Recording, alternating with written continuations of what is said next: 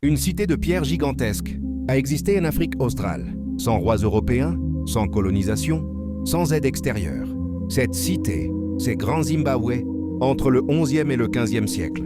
Des milliers de personnes vivent ici. Des murailles de pierre, hautes de plusieurs mètres, sans mortier, sans ciment, juste de la précision.